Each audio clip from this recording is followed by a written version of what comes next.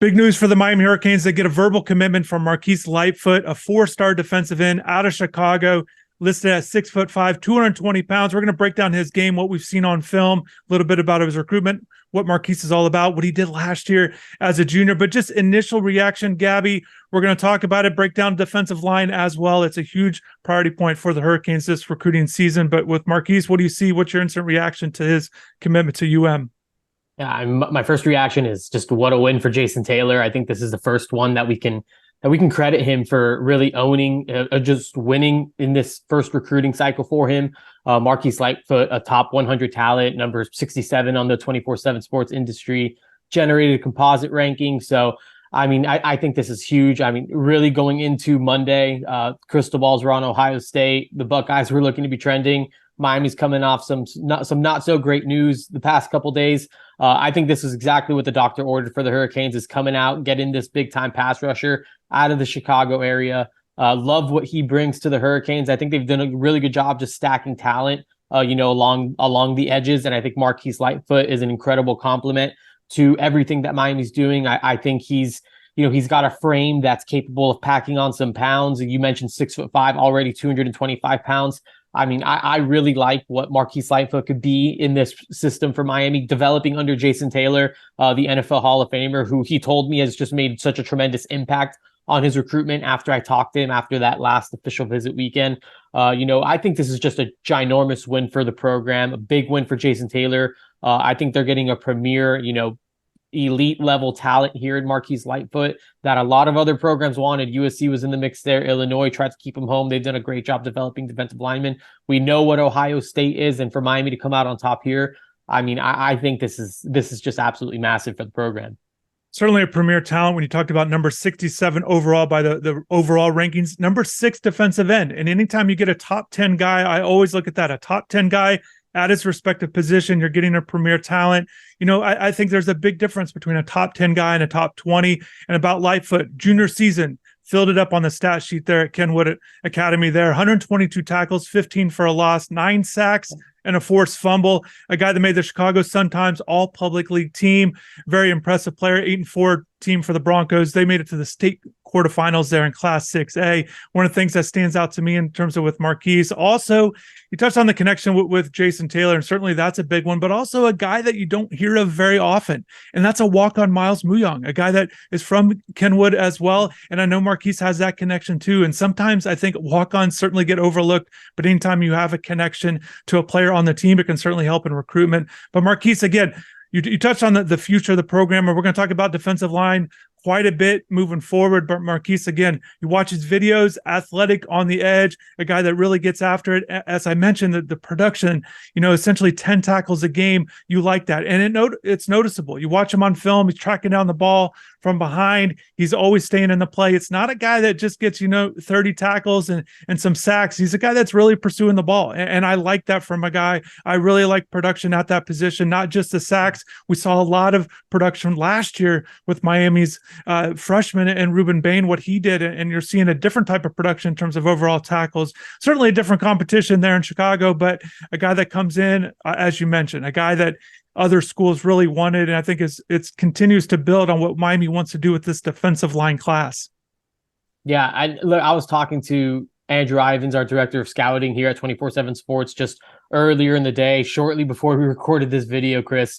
And he says that, he told me to take it with a grain of salt, but he says he sees shades of Jalen Phillips in Marquise Lightfoot's game. And obviously those are lofty praise, but I think just, from a profile standpoint coming out of high school, even some of the testing numbers, I think are reminiscent of what the, Miami hurt, the first round draft pick out of Miami. He's now just, doing great things with the Miami Dolphins here locally. I think that's, if that's what we're potentially getting, if that's what Miami's potentially getting in Marquise Lightfoot, I mean, what a win for the program. What a great indicator of where this room is just continuing to trend for the future, and just the type of overall talent that Jason Taylor is inheriting right now. So just absolutely love everything about this for Miami. And again, I'm really excited to see how this class continues to progress.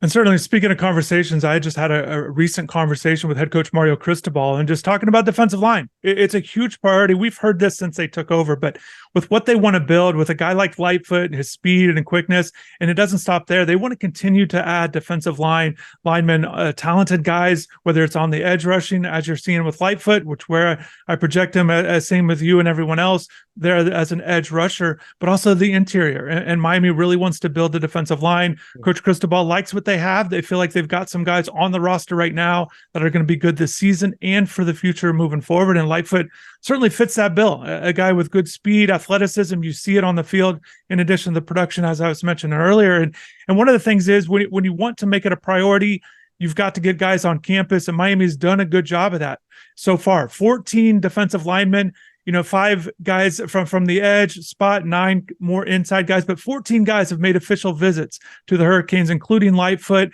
There's some big names, Gaby. We're going to go through them. Just a real quick update with Justin Scott picking Ohio State. Certainly disappointing for Miami fans. He was a guy that at one point looked like he could be going to the Hurricanes, but another guy out of Chicago doesn't pick the Hurricanes. But they've got other big names. We're going to get into them. Gaby, who are some guys standing out for you? I really want to start with Kamarion Franklin, because he's a highly regarded guy that we had a chance to see work out at UM with Coach Taylor. Yeah, Kamarion Franklin is a great place to start, just with the whole defensive line room. I mean, this is a guy out of Mississippi that the Hurricanes are heavily pursuing. We saw, Chris, you mentioned, we saw him work out for Coach Jason Taylor, and you saw a lot of that natural strength that he has. Kind of projects to. I mean, I kind of walked away feeling like, maybe he's more of an interior guy that can probably play off the edge. Is probably going to be more of a vertical guy, like more straight line. He's not going to be more of I don't know how much of a speed rusher he's going to be, but someone that kind of goes through you, not really around you. And I think Miami could definitely use a talent like that. He's already been to Miami 4 times, including that one weekend official visit in June, and then again back to work out with Coach Taylor. He is supposed to be back for a 5th time at the end of July for that recruiting weekend that, the Hurricanes always do there at the end of the summer. So, I mean, definitely looking forward to that. I think Miami's, right in the thick of that one, alongside Tennessee, alongside Auburn, Ole Miss, a couple others that, are definitely worth watching there. Yeah, great recruiting scoop. Definitely want to recommend everybody to check out Gaby's work on InsideTheU.com, VIP recruiting information. Any videos you want to see, definitely stay tuned to the channel. A guy like Franklin out of Lake Cormorant, Mississippi, as you mentioned, which is actually just right outside Memphis. So you're hearing Tennessee mentioned there. So certainly getting a guy on campus, that's certainly a big point. Another guy they've gotten on campus, another guy that we've gotten a chance to see is David Stone, a 5-star defensive lineman, top 10 player overall in the country right now out of IMG. He's certainly impressive. A lot of schools want him. Miami's one of them. Yeah. What do you think of David? To me, watching him work out, you can kind of see why he's so highly regarded. Just watching him go through the pro day there at IMG that they had this spring. Yeah. And one of the things that I took away too from that event, just watching him again, doing the video, putting that together, it really seemed like he had a really good connection with defensive lineman, former NFL player Ernie Logan there at IMG, just watching their interactions. I think that was certainly something to watch for too. And I'm sure Logan's given him advice in terms of his recruitment, but a lot of schools want David. There's a reason why. Certainly very, very talented player. Yeah, David Stone is a total dude, total alpha. I mean, you talk about that IMG Pro Day, like even just talking with him after, you can just tell he's the type of dude that just kind of commands a room that other people want to play alongside. Oklahoma has long been considered the favorite for David Stone. Miami definitely in there trying to chip away at the Sooners, at Oregon, Texas A&M, a couple other schools in there. I know Florida's also in the mix there. Miami's doing everything that they can to maintain those inroads with David Stone and just continue to kind of just go through this recruiting process with him. And they're working really hard there. They're optimistic about the place that they're kind of at right now. Again, I think everyone's chasing the Sooners, but I think Miami's done a really good job at IMG Academy. They got Francis Mauigoa. I think he's one of maybe the more respected players to come out of that Ascenders program. And I do think that that's something that potentially matters. So Miami's certainly working on David Stone alongside multiple others. Yeah, speaking of multiple others and the IMG Pro Day, we had a chance to watch Jaden Jackson as well, another guy that has visited. Again, 14 guys have taken official visits, the defensive linemen so far, 2 of them essentially off the board as verbal commits to other schools. but they've got a lot of big names and a lot of names that are from Florida, which I find interesting. Different parts of the state. We're going to go through those guys. Gaby, different parts of the state with Kendall Jackson out of Gainesville. Yeah. Also Artavius Jones out of Bluntstown. Yeah. There's just different guys. LJ McCray out of Daytona Mainland. So there's different guys all across the state. But any thoughts on, or maybe some guys to watch for on all these other guys that have visited Elias Rudolph, another guy out of Deerfield. Yeah.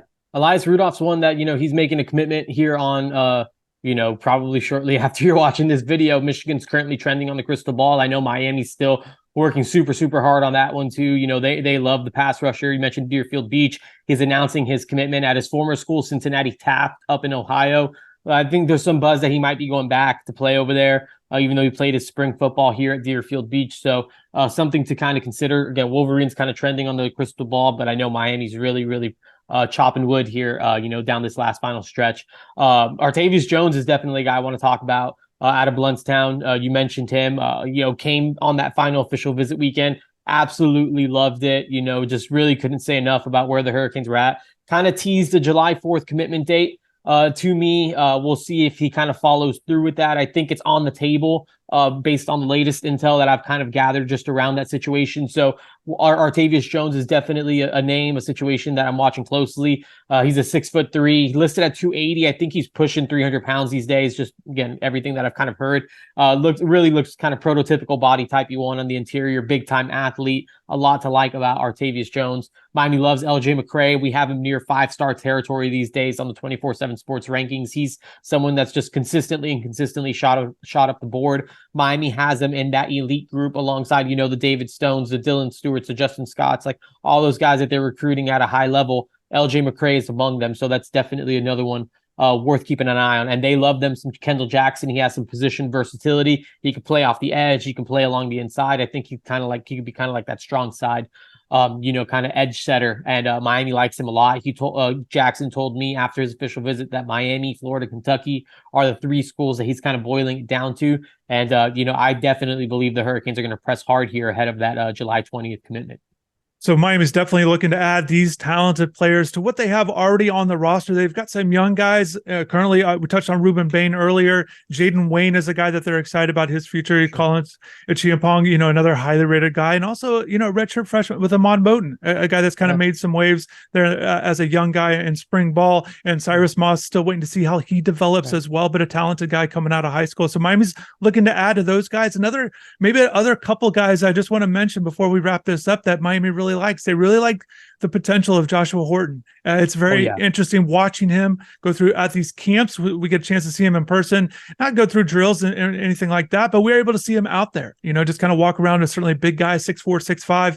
But another guy too to pay attention to is Anthony Campbell, a transfer in. And I know they really think that has a bright future. Maybe it's going to take him a year to adjust, but a guy that's 6'7" certainly has a great size there as a defensive lineman. But Miami wants to have a good defensive line, and it's about getting as many quality guys in here as possible. And certainly Miami wants to build with Lightfoot and other guys moving forward. Yeah, I love everything that you said there, Chris. Joshua Horton is definitely a name I'm keeping an eye on along the interior, alongside Ruben Bain. I know they have high expectations for Horton, so looking forward to seeing how this defensive line performs here in 2023, and looking forward to seeing how this defensive line class wraps up here in the 2024 recruiting cycle, and off to a good start so far with Marquise Lightfoot on board.